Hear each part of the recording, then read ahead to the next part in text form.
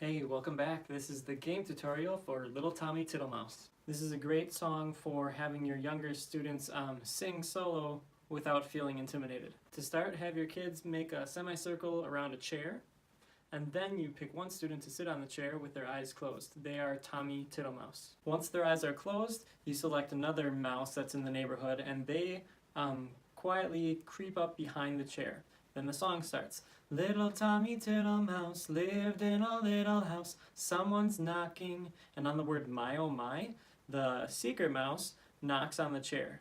My oh my, and the whole class sings it. So it's someone's knocking, my oh my, and then the whole class keeps going. Someone's calling, and at that point, the secret mouse sings, who am I? And then they quick scurry back to their house, and then the best part comes.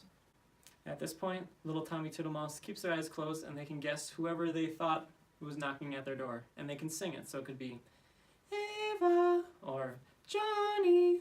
I typically let the little Tommy Tiddlemouse get one or two guesses, and then if they still can't get it, then I have the secret mouse crawl back up to the chair, sing it one more time, crawl back, and then this time, little Tommy Tiddlemouse would get to open up their eyes and look at all the little mice, and they get to guess.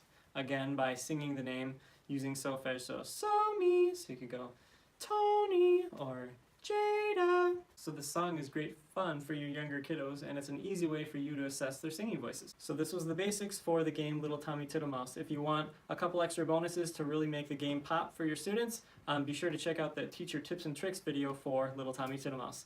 Thanks again, and be sure to subscribe and share. Thanks, bye-bye. Little Tommy Tiddlemouse.